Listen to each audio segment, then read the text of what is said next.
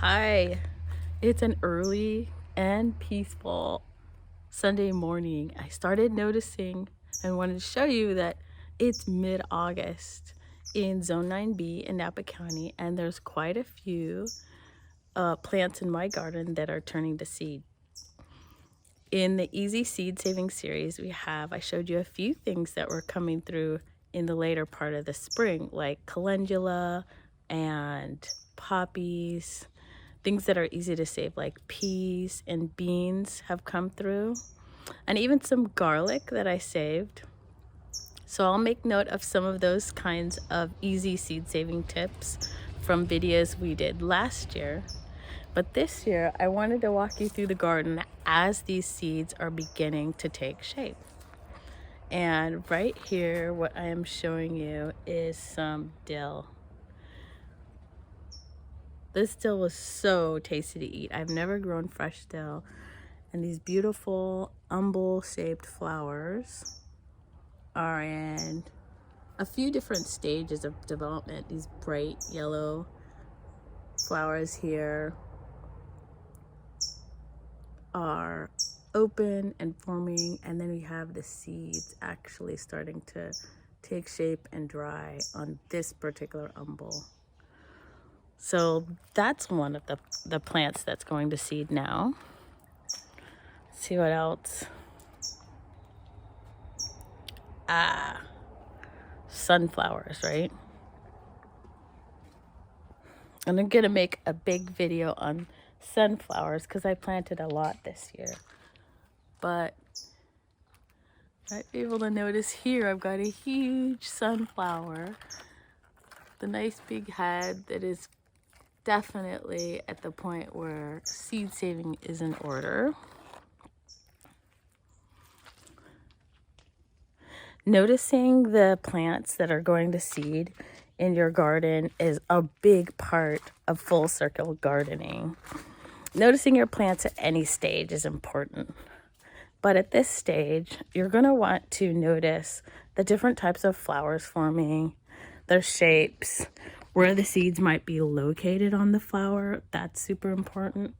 Sometimes we often forget that all plants make seed. And when they do, we can save them. So we'll walk past the cosmos that I saved earlier. There's some more that came up. And then on into the front part of my garden, where I'll show you to get down really low right here. There are some beans that are in two different stages. This is an advanced stage of this bean, this green bean that I'd been eating while young. Now the beans are getting a little hard and the seeds are forming inside. And you can see they're even drying on the plant. These beans are going to continue to dry on this plant, and then I'll save them. What else?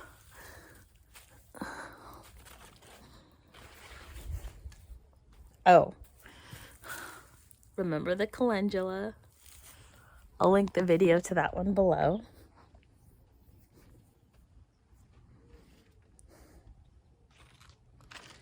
Here's a good one. I had some volunteer volunteer cilantro out here in the front yard. I was so amazed. It grew. I got some of the leaves. It's a small plant. And now it's starting to go to seed. So this will be saved. But the important thing about seed saving a lot is to allow the seed to dry fully on the plant in place. Yeah, sometimes birds and other critters will get the seeds, but there's going to be so much for you to save afterwards, and you'll be glad that you let it dry on the plant, because the drying part, the full maturity of the seed and the drying part is really, really important for getting viable seed at the end of the harvesting and collecting process. right nearby, one other thing I noticed that's ready are a couple of different types of flowers that I have here. One's a morning glory, isn't that gorgeous? And the other is a black-eyed Susan vine, equally gorgeous. Yes, I planted complementary colors here, yellow. But as you can see, the seeds, this is from the morning glory, are dry and they're ready. I can hear them inside, and these pop, they're dehiscent, which means they are designed to spring open when they're ready.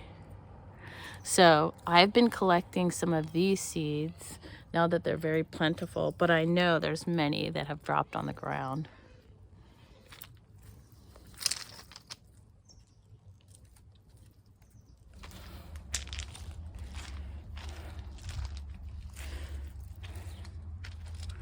Aha! You're having to crawl down here with me.